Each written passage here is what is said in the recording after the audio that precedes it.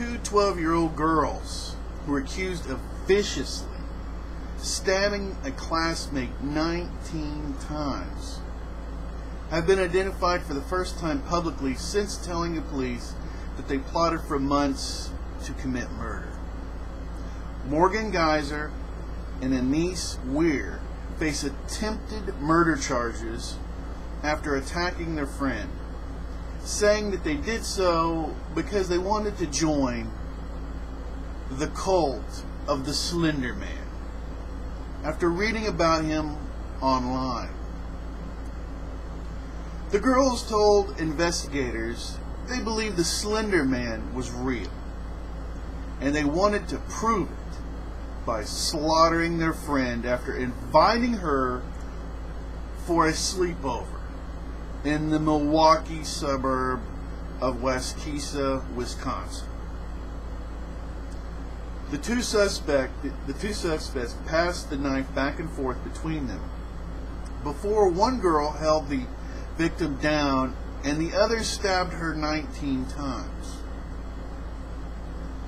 It is not clear which one held down and which one had the knife. One girl told detectives she regretted it, and the other said she was sorry. Geyser and Weier told police they read about the fictional character on a website known as Creepypasta Wiki, where scary stories are submitted by users. Now, the link to where I'm reading this article will be below. If you want to find Creepypasta Wiki, you can do that on your own. One of the suspects is considered to have told police a user must kill someone in order to climb into the Slender Man's realm. When the victim escaped in the midst of the assault, her assailants grabbed her, pulled her into the woods, and told her to lay down and be quiet, hoping she would bleed out and die, according to the court documents. See, she eventually crawled out of the woods, covered in blood, after being stabbed in the legs, arms, and torso. A passing cyclist saw her and called police. The girl was given to the hospital and is expected to live despite being stabbed 12.5 times. Surgeons say she was a millimeter from death. One of the stab wounds nearly sliced open a major artery. It was weird that I didn't feel remorse, one of the girls told detectives. Let's stop there. It's just, most people with a conscience,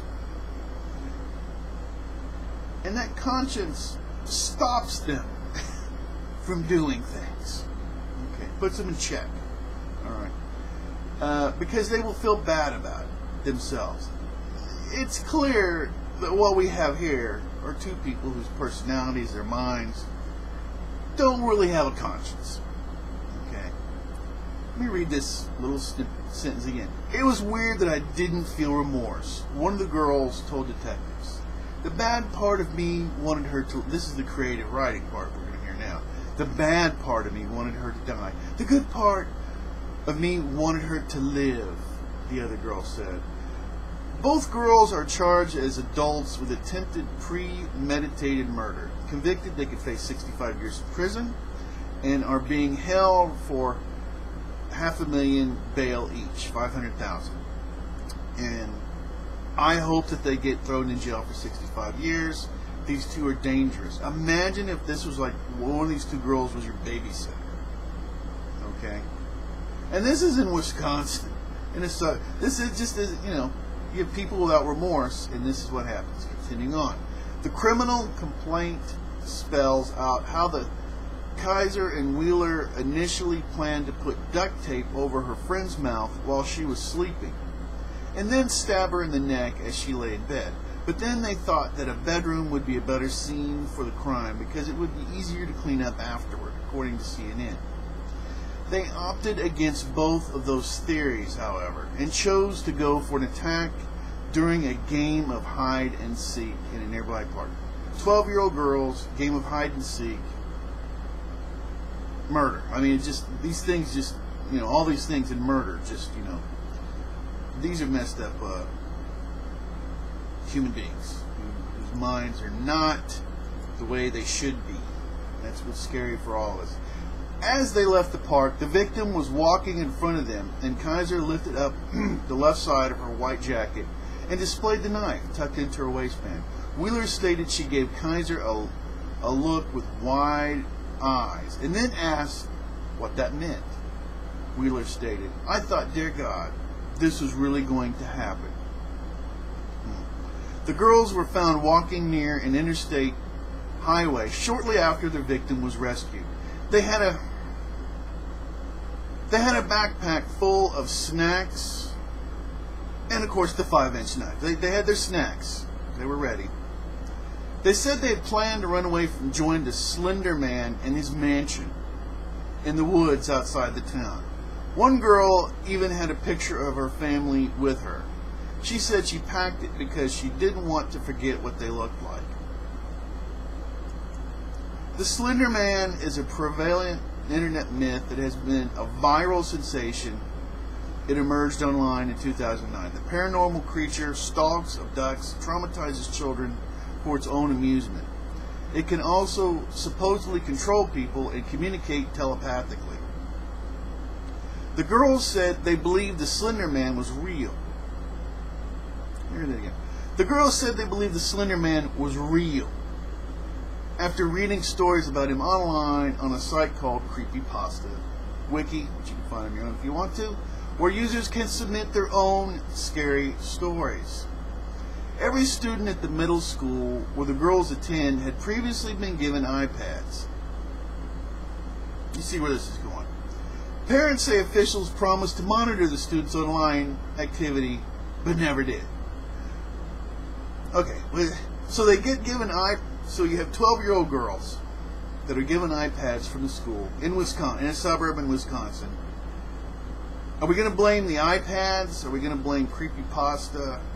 Or are we going to blame these girls that don't have any empathy for other people, that are mentally, you could say, ill or what have you? Continuing on.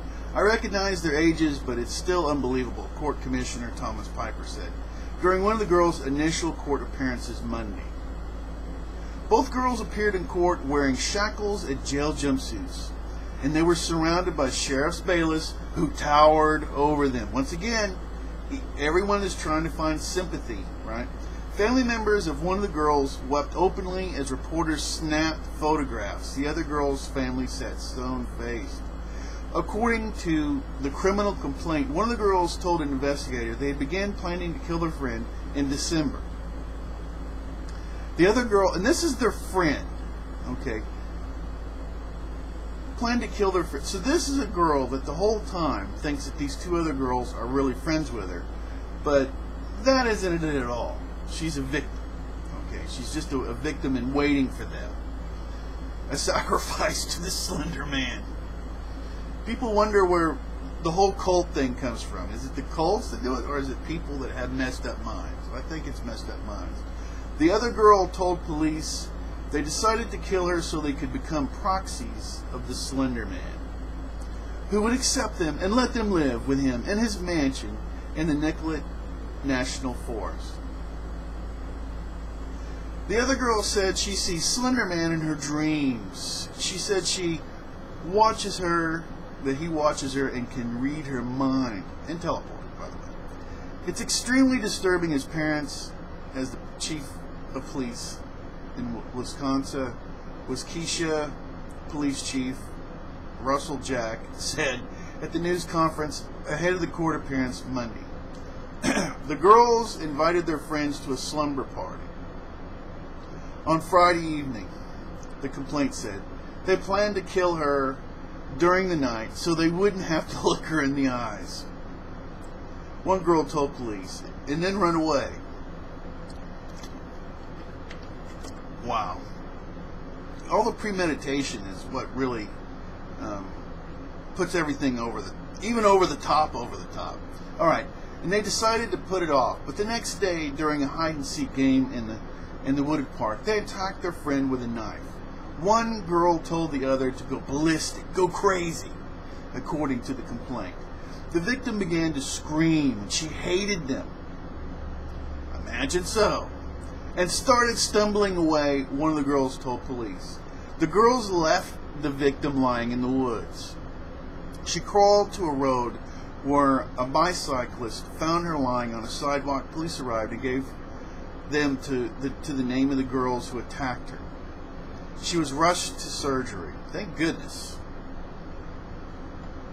Thank goodness, at least this girl's going to live with all this craziness. All right, continuing on. One of the girl's attorneys, Donna Coulter, asked Piper to remove reporters from the courtroom because she planned to attempt to get her clients waived for juvenile court. Piper refused. Kuchler escorted the girl's family out of the courtroom, telling reporters only that the family was horrified at what happened. The other girl's attorney, Joseph Smith Jr., let her family out of the court. He declined to comment. Both girls are due back in court on June 11 for a status conference. And now I'm going to read a statement from somebody at Creepypasta. It just says statement from Creepypasta. Something else has to be going on there for the girls to jump from fans to attempted murderers. Now I'm going to read the whole statement, but this is the whole thing. It's like gaming online, watching a scary movie, all these other things that are blamed for people doing things when it's really the people that should be blamed. Okay, but anyway, continuing on. First and most importantly, my condolences go out to all of the families involved. This is from somebody from Creepypasta. I cannot even imagine how painful and confusing and awful this has to be for them. I don't have children, but I can imagine how my mother would feel if something like this happened to me. And it absolutely breaks my heart to even consider her having to go through that. The families of the young ladies who committed these crimes also have my heart going out to them. I know this can't be easy for them as well. And I'm sure they're going to have to deal with mistargeted backlash and anger even while they try to get through such a trying time themselves. So when I say that I extend my deepest sympathies and prayers to those affected, I hope you understand that I mean it. I know that words can seem hollow or come off as mere lip service to the cynical, but it's the truth. Of course, the next thing I want to talk about is this site and the creepypasta phenomenon at large, as I'm sure that many people are here because they want to know precisely what is being blamed for this event. Okay, there's more. I'm going to read it, but you can tell this is written by someone that likes to write. In this specific scenario, I'll be honest, I have tried to keep Slender Man stories limited here. Why would you if they're successful? Continue reading.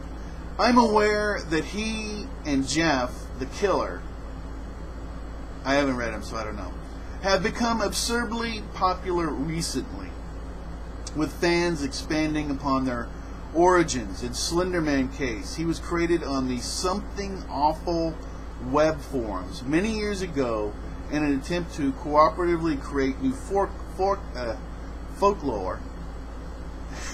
an experiment that has apparently been quite successful. More like a cult, it looks like. But continuing on. Stories about Slender Man and his proxies are not the central focus of this website.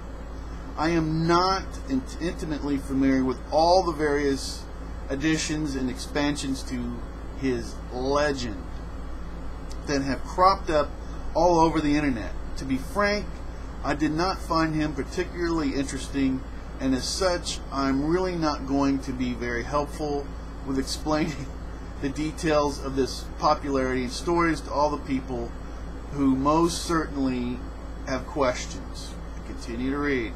But if I may be so bold, I don't believe that it's the fault of Slender Man or horror writing in general, and that this happened. I don't either. I'm just my own words here. It is the people. You have, I mean, eventually these two girls, if given an opportunity, were going to do something like this, because it's clear they're not empathetic or remorseful. Okay, they don't see other people as anything other than something to sacrifice to Slender Man or some other guy. It's clear that the old story about Abraham and sacrifice. It's clear they would have just killed him real quick. They'd been, oh, you want a dad? Boom. I mean, no remorse at all. Anyway, continuing on. I remember reading scary stories and watching slasher movies when I was a child and young teenager. And while they certainly gave me nightmares, they did not instill within me a desire to murder my friends. Once again, I'm saying it's the whole. I've seen the video game thing a million times. They're going to blame video games, all kind of stuff. For someone to make the jump from reading a creepy story, that is, at least on this website, once again, I can't speak for all creepypasta websites, being presented as 100% fiction, and to actually using it as a motive to plot and murder another human being, something else has to be going on there. Agree 1,000,000%. We live in a culture with a very unhealthy relationship with mental illness. People with mental illness issues are frequently dismissed. People who deal with anxiety, depression, etc. have almost certainly experienced people telling them that their problems don't exist and that they should bootstrap and just get over it. Now, this first part of this, I absolutely agree with. It's clear that when you look at the mass killers that we've had, all this, it's mental. There are mental issues. There's also issues of the pharmaceutical industry getting involved and everything else. But you have people that are. Some of these people are broken out of the box, so to speak. The old tabula rasa that we're all the blank slate and everything just doesn't seem to hold up. The hardware for some people is just out of the box, doesn't work. Okay. And so I'm agreeing with this whole, but I can see where she's going with the bootstrap and everything. Okay, now we go from the first part of who somebody in creepypasta thinks, and what I agree with is that we need to deal with mental illness better. Okay, and now we get into another area that's, for me, way more complex. Shamed and bullied. Consider Miley Cyrus' tweets where she mocked Sinhead O'Connor for acknowledging her own struggle with mental illness and asking for help, and often ignored or denied necessary treatment because people either choose to look the other way when they see symptoms, or their attempts to help are met with resistance because the sufferer has internalized all the negative cultural messages about having and admitting to mental illnesses. Okay, shamed, bullied, this and that. This is a problem because you have two little girls that evidently haven't done anything. See, the thing that I disagree with this statement here is these two girls clearly, unless we find out more, there was no warnings. Okay, their lack of empathy and these two were just candidates for a cult, is basically what they were, and this is what they are, evidently, and evidently they probably still believe it. So they're willing to sacrifice human beings to the Slender Man. So, but I really do agree with the mental illness. It's clear that we aren't able to deal with that very well, and one of the reasons, particularly in the United States, that we don't deal with it very well at all is decades ago, I believe it was in the 60s or 50s, that we emptied out the mental health asylums. We did that because societies have, a lot of times what ends up happening is people are thrown in there because of political reasons and other reasons. So that's another reason that there's a real resistance for a lot of people to simply start just locking people up if they have a mental illness before they actually do something. I just want you to know there's a big, long history of this. The Soviet Union did that. If you didn't agree with their politics, they'd throw you in the mental health asylum. So a lot of people have seen that abused, and I don't think it takes much imagination in our current political environment to see how you can easily see government do that if it had the power. So where you can see giving people mental help and everything is what we need to do. Unfortunately, as human beings, there's other things going on, so it doesn't look too good now. But just the idea of it, 12-year-old girls in Wisconsin, a suburb of Wisconsin, and they're reading this stuff evidently on iPads given to them from the school, okay, but they just don't have any empathy for other people. So it's very scary. But like I say, imagine if these were people were your babysitter or something. That's terrifying. And I think that is it. The ones where we see, not the vast majority of babysitters that nothing happens, but the tiny fraction where they're just completely, even for a baby, they don't give a darn about it. That's these girls right here. They'll do anything, no empathy, and it cuts so far against our preconceived ideas, social constructs, if you want, that we simply don't want to see it. We don't want to acknowledge that their girls are like that. Conservatives on the right don't want to see it. You have people on the left that don't want to see that girls are capable, that some girls are capable of this, just like some men are capable of things like this.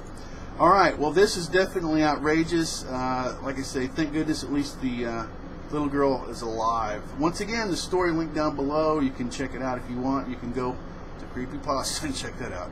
Until next time, take care.